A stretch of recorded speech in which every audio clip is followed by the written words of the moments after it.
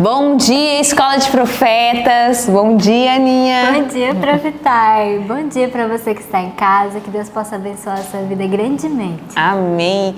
E eu sei que o Senhor Jesus Cristo preparou um dia bem maravilhoso para cada um de nós, né? certeza. Eu sei que você também vai desfrutar desse dia. E começando esse dia, estudando a palavra de Deus, fazendo orações e louvor, eu sei que é certeza que você vai alcançar os objetivos que o Senhor tem na sua vida hoje. E Aninha, para começar o nosso dia, como eu disse, que o Senhor tem um dia maravilhoso para nós. Nós vamos orar ao Senhor. E eu convido a você a participar dessa oração junto conosco também. Pai querido, nós louvamos o Teu nome porque nós temos a certeza de que o Senhor está conosco nesse dia, que o Senhor possa alcançar o nosso coração e o coração das pessoas também que têm acompanhado esse vídeo, Pai. Nos dê a certeza, Senhor, de todas as bênçãos e as promessas que o Senhor já nos prometeu, Pai. Que nós possamos alcançá-las hoje neste dia tão maravilhoso que o Senhor preparou para nós. Te entregamos tudo em Tuas mãos, os nossos anseios, as nossas dificuldades. Em nome de Jesus Cristo. Amém. Amém. E agora, Aninha, chegou outro momento também especial para fazer parte do dia maravilhoso que o Senhor tem a nos dar. Qual é o momento agora? Vamos louvar ao nosso Deus. Amém. E o hino é o hino? 153. O que penso de meu mestre? Amém.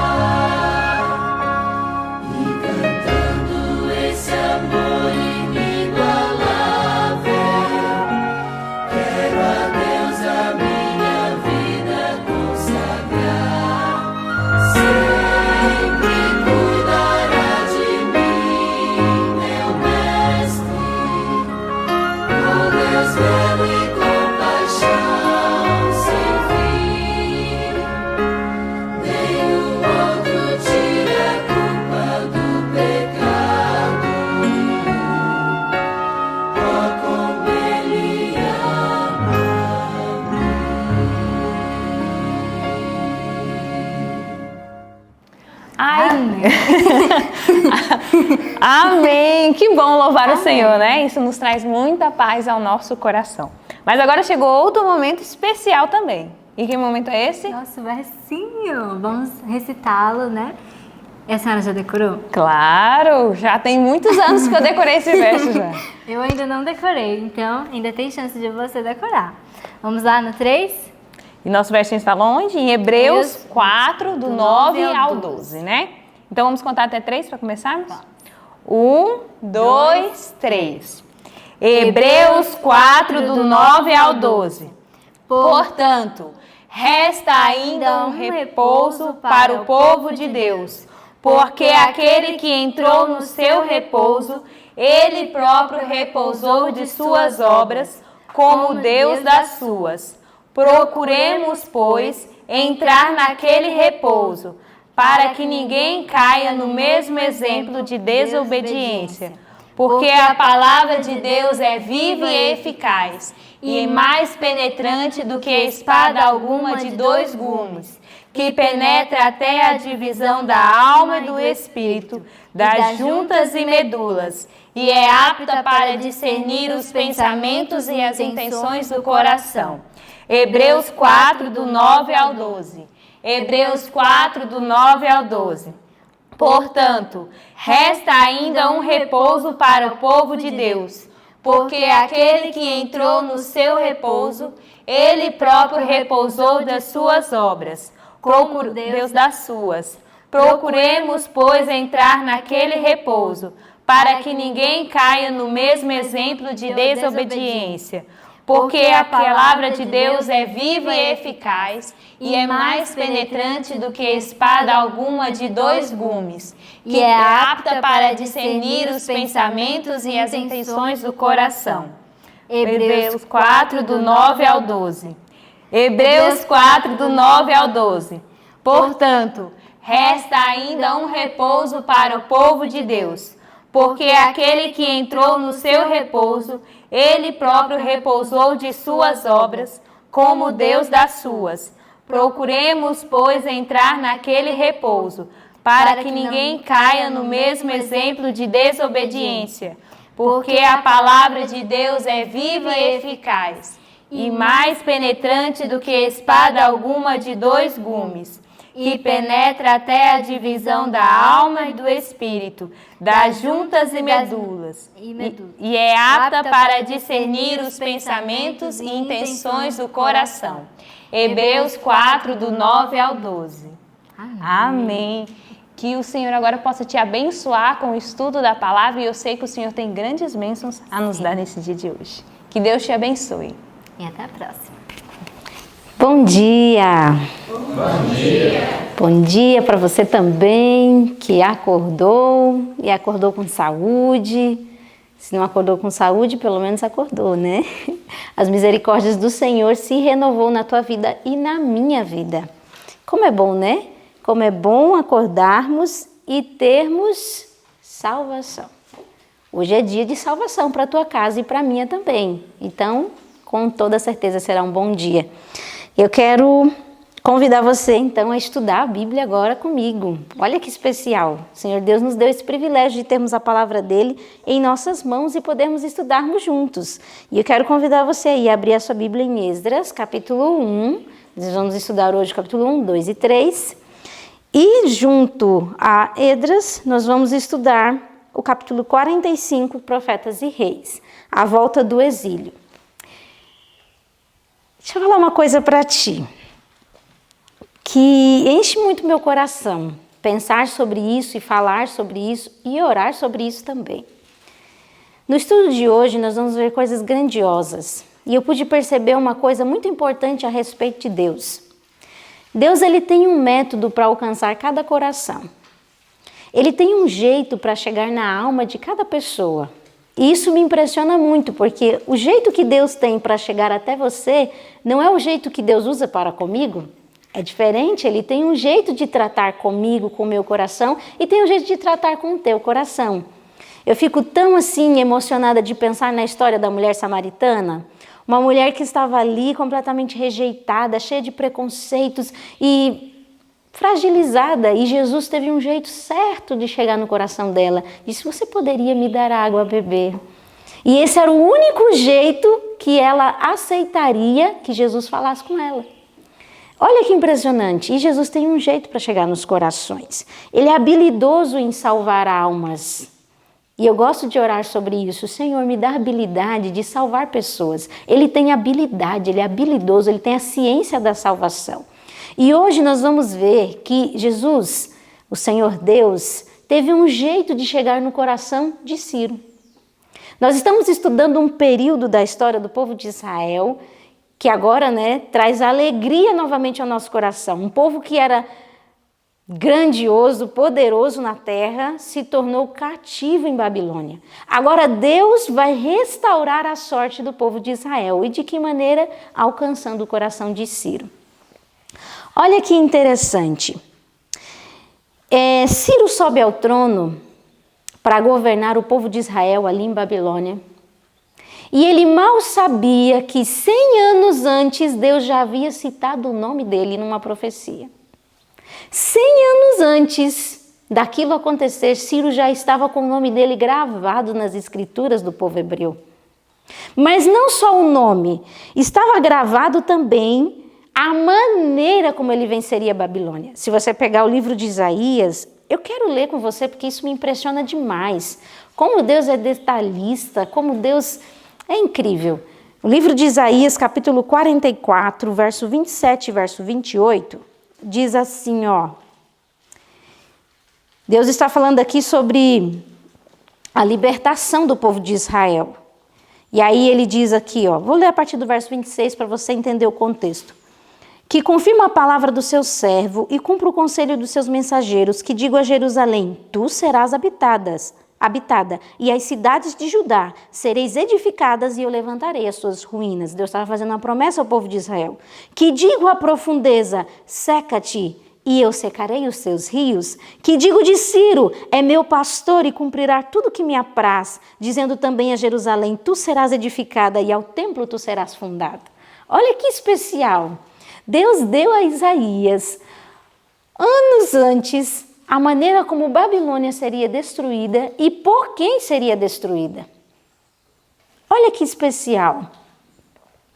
E Daniel e outras pessoas que estavam ali em Babilônia, liam escrituras como essa e enchiam o coração de esperança de pensar: a libertação está próxima de acontecer. Jeremias já falava, era 70 anos de cativeiro. Então eles ficavam assim ansiosos e esperançosos de verem a profecia de Deus se cumprindo exatamente como havia acontecido, como estava acontecendo. E olha que especial, aqui estava então o coração daqueles que estavam crendo no Senhor, nessas profecias. E Deus, com essa maneira de agir, não somente daria esperança ao coração dos fiéis que estavam lá, mas alcançaria o coração de Ciro. De que maneira? Daniel, quando alimentava o coração dele com essas profecias, estava crente de que em breve o povo seria liberto. Mas aí ele começa a ter uma sucessão de visões. Ele começa a ter várias visões. E numa dessas visões ele tem uma visão das 2.300 tardes e manhã. E aí ele se angustiou, porque ele falou assim: mas espera aí, Senhor, não são 70 anos? Como agora são 2.300 anos? Ele ficou angustiado, entrou uma angústia no coração de Daniel de pensar que não seria agora a libertação do povo. E ele pensou: e as escrituras? E as profecias de Jeremias? E diz aqui que ele chegou a desfalecer de tamanha tristeza. Olha só a situação em que Daniel estava, em tremenda angústia. O que você faz quando você está em angústia? Qual é a sua primeira ação? Você arranca os cabelos? Às vezes a gente escreve ou liga para alguém que a gente confia muito, né? O que Daniel fez quando entrou em angústia? Daniel foi estudar a Bíblia novamente e caiu em oração. Só que a oração de Daniel foi muito especial. Se você pegar aí o seu livro, o parágrafo que começa assim: com fé fundada na segura palavra da profecia. Acha esse parágrafo aí no livro, no capítulo de hoje. E olha só qual foi o tipo de oração que foi feita por Daniel. Com fé fundada na segura palavra da profecia, Daniel pleiteou do Senhor o imediato cumprimento dessas promessas. Suplicou que a honra de Deus fosse preservada e em sua petição ele se identificou plenamente com os que não tinham correspondido ao propósito divino, confessando os pecados deles como os seus próprios. Peraí, mas Daniel não era justo? Daniel não era reto? Não foi ele que Deus livrou da cova dos leões por ser reto diante do Senhor? Não era ele o muito amado do céu? Mas em sua oração, como que ele se identifica? Com aqueles que haviam quebrado a lei do Senhor e não cumprido o propósito de Deus. Olha o que o livro continua dizendo no próximo parágrafo. Eu dirigi o meu rosto ao Senhor Deus, declarou o profeta, para o buscar com oração e rogos, com jejum e saco e cinza, e orei ao Senhor, meu Deus, e confessei. Embora Daniel havia muito na obra de Deus, e dele tivesse dito que era muito amado, agora se apresentava ante Deus como um pecador, expondo veementemente a grande necessidade do povo que amava. Sua oração era eloquente em sua simplicidade e intensamente fervorosa. E sabe o que aconteceu? Essa posição de Daniel, que é a posição correta, essa é a posição de quem foi justificado por Deus. Nunca será a posição de que eu sou melhor e eu estou num degrau maior. A pessoa que busca a Deus, ela não se sente assim. Esse é o sentimento daqueles que realmente estão bem distante do Senhor. Então Daniel tinha a posição de quem realmente estava muito próximo do Senhor. E a essa posição de Daniel, a posição correta, fez com que o céu se inclinasse para ouvi-lo. Você já parou para pensar que o céu se inclina para te ouvir? Que o céu tem interesse na tua história e na tua vida.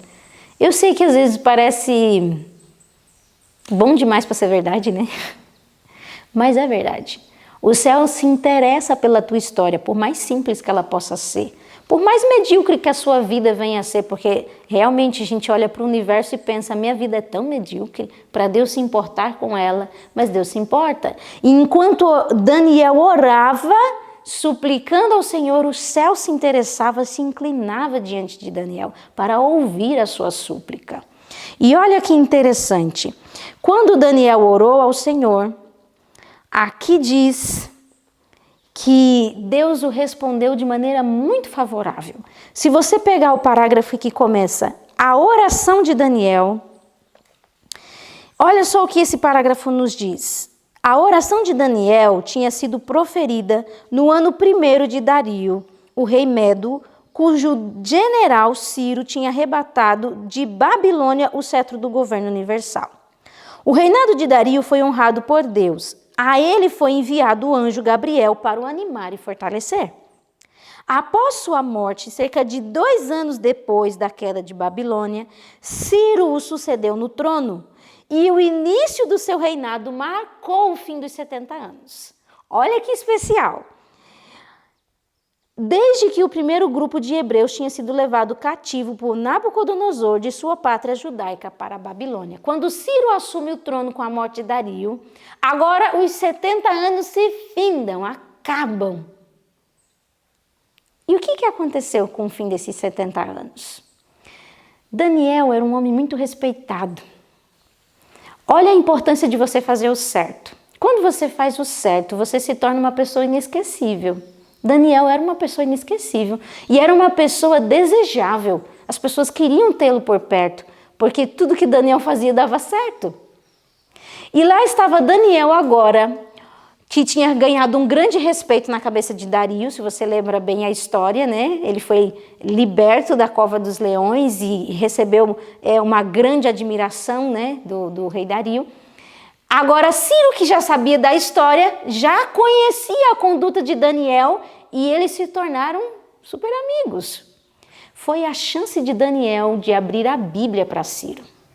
Olha que coisa extraordinária. Eu comecei esse estudo dizendo que Deus tem um método para alcançar os corações. E olha como foi que Deus alcançou o coração de Ciro. Daniel e Ciro se tornaram amigos e Daniel falou assim, Ciro, deixa eu te mostrar algo que está escrito sobre você 100 anos antes. Deixa eu te falar de um profeta chamado Isaías que falou do teu nome e falou do jeito que você conquistaria a Babilônia. Pá, aquilo na cabeça de Ciro foi uma bomba. Como é que pode? Que Deus é esse que consegue ver o que vai acontecer lá na frente?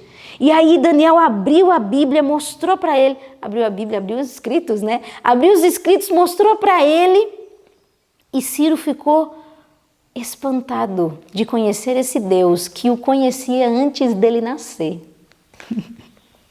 Que extraordinário! Aquilo conquistou o coração de Ciro de tal maneira que ele deu a seguinte ordem. Você vai agora lá para Esdras, que é o capítulo que nós estudamos hoje.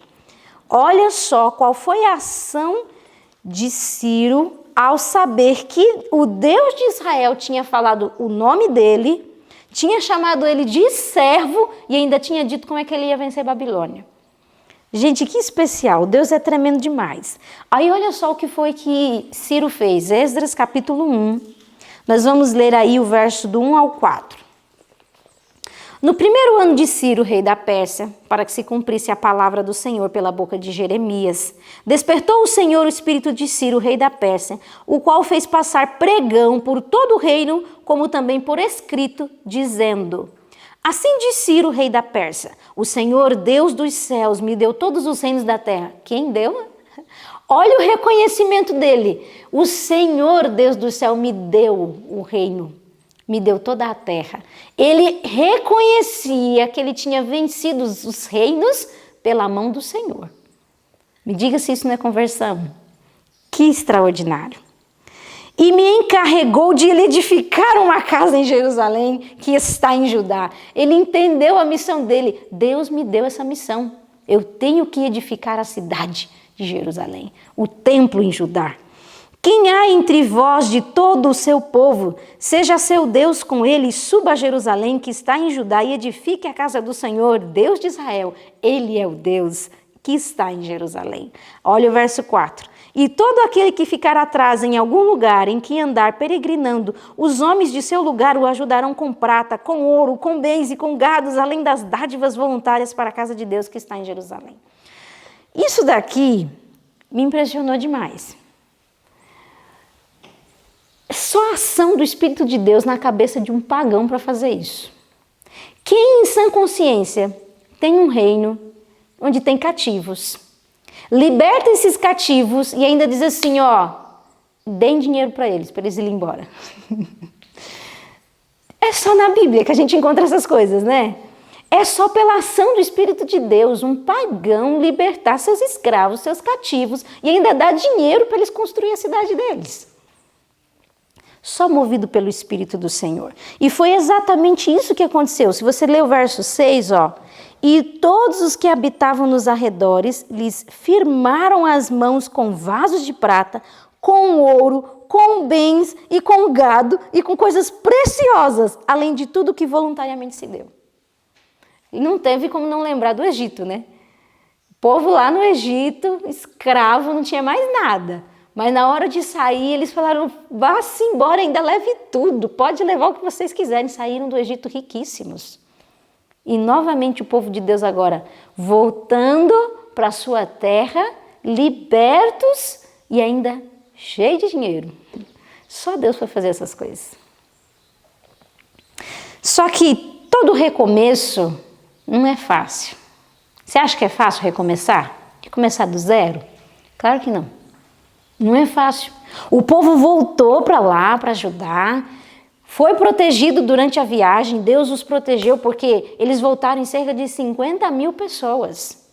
E voltaram riquíssimos, carregando muita prata, muito ouro, muitos animais. E imagina, a viagem demorava muito tempo e imagina os riscos, né, de serem assaltados. E Deus os protegeu na viagem. Mas imagina chegar lá e ver tudo destruído e ter que reconstruir tudo. Você acha que é fácil? Precisa de muita força, precisa de muita coragem.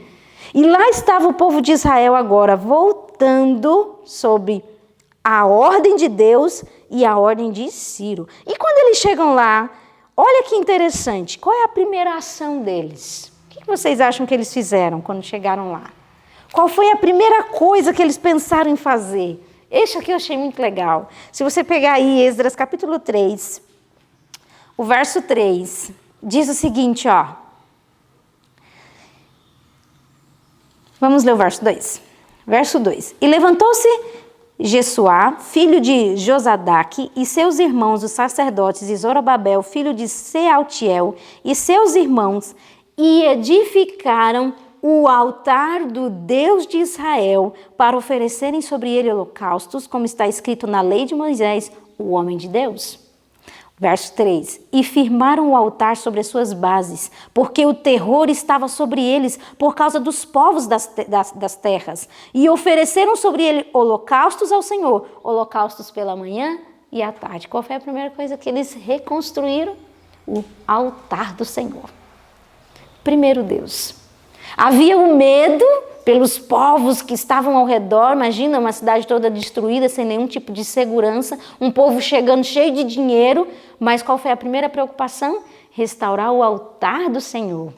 Primeiro Deus. E as outras coisas iam se encaixando. Se nós colocarmos Deus em primeiro lugar nos nossos planos, nas nossas decisões, em tudo que viermos fazer, as outras coisas vão encontrando lugar, vão se encaixando. A gente precisa aprender isso. E eles tiveram essa ação e essa sabedoria, esse discernimento de levantar primeiro o altar de Deus. Foram vários meses de luta e reconstrução. E diz que eles começaram a levantar, lançar os alicerces, né? Lançar os fundamentos do templo de Deus. Diz que era uma luta muito terrível, muito difícil, mas lá estavam eles trabalhando para levantar o templo do Senhor. E esse templo estava na profecia para ser reerguido. E se você olhar aqui em Esdras capítulo 3, verso 10, diz o seguinte, ó. Quando, pois, os edificadores lançaram os alicerces do templo do Senhor, então apresentaram-se os sacerdotes já vestidos e com trombetas, e os levitas, filhos de Asaf, com símbolos para louvarem o Senhor, conforme a instituição de Davi, rei de Israel. E cantavam juntos por grupo, louvando e rendendo graças ao Senhor, dizendo, porque é bom, porque a sua benignidade dura para sempre sobre Israel. E todo o povo jubilou com altas vozes quando louvaram ao Senhor pela fundação da casa do Senhor. Olha que momento especial. Pensa num momento especial como esse. Eles estavam lançando o fundamento do templo de Deus e estava todo mundo alegre, louvando, dizendo como o Senhor é bom. Olha como Ele nos deu tantas coisas. Ele moveu o coração de Ciro, Ele nos ajudou a voltarmos e agora vamos reconstruir. Estava tudo muito lindo. Mas olha o verso 12. Porém, dá medo, né, quando vem essas coisas? Estava tudo muito feliz. Porém, muitos dos sacerdotes levitas e chefes dos pais, já idosos, que viram a primeira casa, o templo de Salomão, choraram em altas vozes quando à sua vista foram lançados os fundamentos desta casa. Olha a situação. O povo tudo feliz, alegre, porque Deus estava sendo bom. E aí os idosos que viram a primeira casa, que viram a glória do templo de Salomão, começaram a olhar assim e começaram a chorar. Porque a casa estava sendo inferior à primeira. Que duro é isso daqui. Que falta de discernimento nós encontramos nessa situação. Antes de eu ler os parágrafos do livro que falam sobre esse ponto, como é sério nós ficarmos relembrando a glória do passado. Eu me lembro uma vez que tinha acabado de entrar na igreja, assim, fazia algum tempinho já, e me colocaram para liderar o clube de desbravadores. Me colocaram como diretora, imagina, uma responsabilidade tremenda. E a pessoa já é nova na fé, tem medo de tudo, tem medo de errar, né? E aí já coloca você para liderar o clube, e aí você fica assim. E eu tinha um senhor que me ajudava, né? E aí ele sempre falava assim, no tempo de fulano, que era o ex-diretor, as coisas eram assim. Ai, no tempo de fulano, o clube era assim. E aí eu olhava para o clube e pensava assim, nossa, nem se compara ao tempo de fulano. E isso me desanimava que só. E isso desanimava e eu falava assim, mas rapaz, eu não consigo alcançar esse tempo do fulano aí. Meu tempo é muito inferior. E isso desanimava meu coração. Só que o meu amigo do lado não fazia isso por mal, mas o diabo sabia usar isso muito bem para me desanimar. Olha como a gente tem que ter cuidado com o que a gente fala, com o que a gente sente, porque às vezes pode até não ser a nossa intenção, mas o diabo ele é bem intencional. Ele sabe bem usar as nossas falas mal colocadas, né? Ele sabe bem usar as nossas palavras que não são bem encaixadas, os nossos sentimentos que mudam, né? São enganosos. E a gente tem que tomar cuidado com esse tipo de posição. Olha só o que o livro vem dizer aqui, ó. Acho o parágrafo que começa, era natural que a tristeza enchesse o coração desses homens encanecidos ao considerarem os resultados da longa impenitência. Tivessem eles e a sua geração obedecido a Deus, escutado o seu propósito para Israel, e o templo construído por Salomão não teria sido destruído. De quem era a culpa? Deles mesmos. Nem teria sido necessário o cativeiro, mas em virtude da ingratidão e deslealdade, eles haviam sido espalhados entre as nações gentílicas. Continua.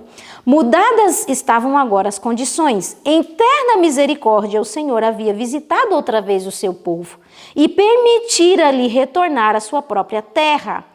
A tristeza pelos erros do passado devia ceder lugar a sentimentos de grande alegria. Não devia mais haver tristeza pelos erros do passado. Agora deveria ter sentimento de alegria, porque Deus estava sendo misericordioso novamente com o povo. Deus tinha movido o coração de Ciro para que os ajudasse a reconstruir o templo, e isso devia ter despertado expressões de profunda gratidão. Mas alguns não discerniram as providências de Deus em operação, em vez de se alegrarem, acariciaram pensamentos de descontentamento e desânimo. Haviam visto a glória do templo de Salomão e lamentavam a inferioridade da construção a ser agora construída. Não tiveram discernimento. Não perceberam a importância daquela situação. E ao invés de ajudarem, estavam atrapalhando a obra de Deus. Olha que sério é isso. Como que nós devemos estar atentos? As murmurações e queixas e a desfavorável comparação feita tiveram uma influência deprimente sobre o espírito de muitos e debilitaram as mãos dos construtores. Os trabalhadores levantaram a perguntar se deveriam prosseguir com a construção de um edifício que já de início era tão fracamente criticado e se tornava a causa de tanta lamentação. Os construtores pensaram o quê? Eu vou continuar essa obra se já de início o pessoal já está achando ruim. Nós temos que ter cuidados, irmãos.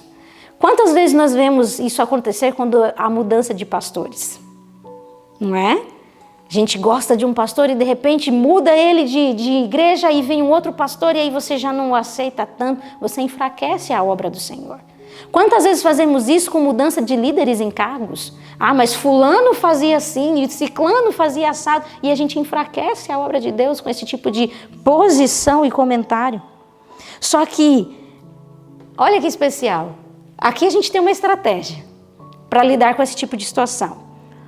O verso 12, o finalzinho dele continua dizendo aqui do capítulo 3. Mas muitos levantaram as vozes com júbilo e com alegria, de maneira que não discernia o povo as vozes de júbilo e de alegria, das vozes do choro do povo, porque o povo jubilava com tão altas vozes que o som se ouvia de muito longe. Quando vierem as críticas, as comparações, quer saber de uma? Trabalhe. Cante mais alto. Louve o Senhor mais alto, para que as vozes das críticas e do choro e da lamentação sejam abafadas pelas vozes da alegria, pelas vozes do ânimo e do fervor.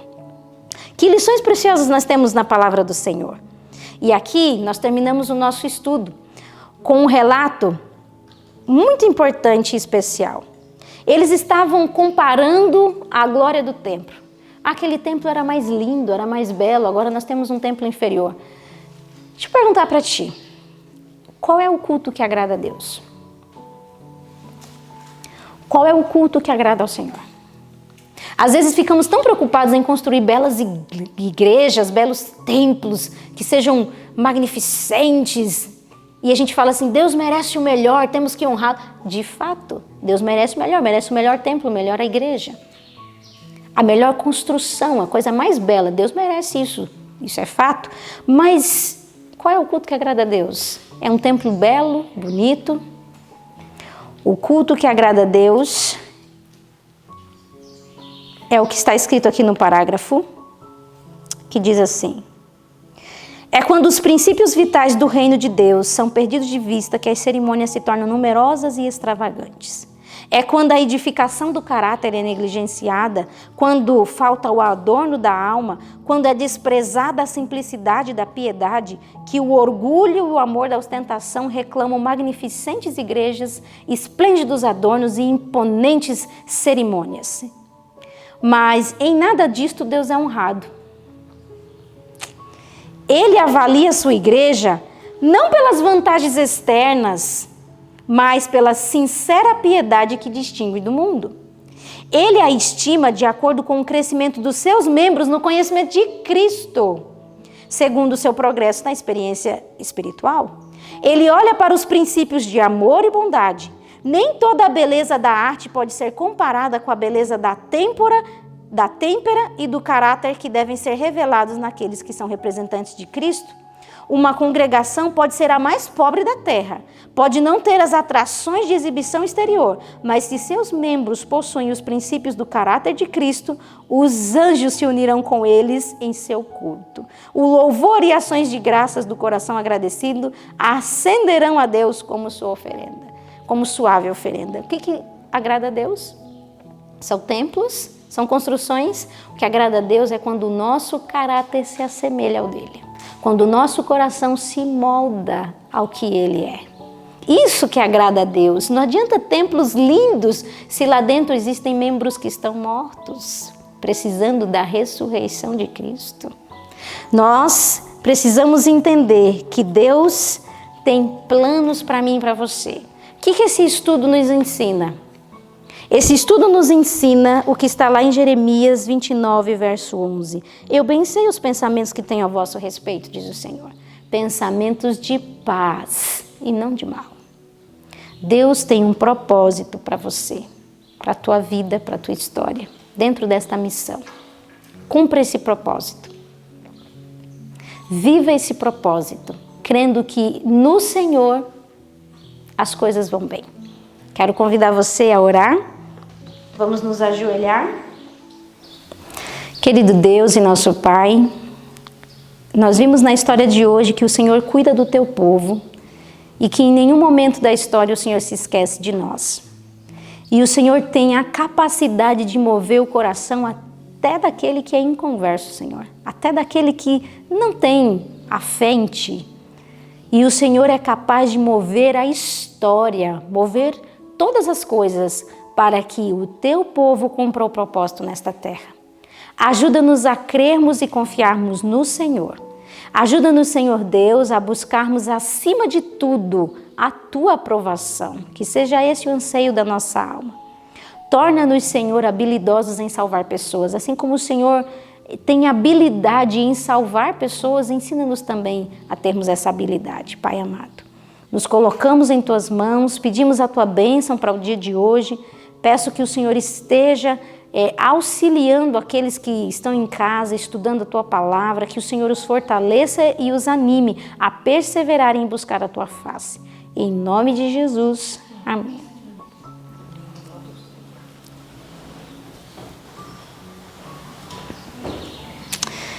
Que você não se esqueça no dia de hoje que o céu se inclina para cumprir o propósito dele na tua vida. Que o Senhor Deus te abençoe. E até amanhã.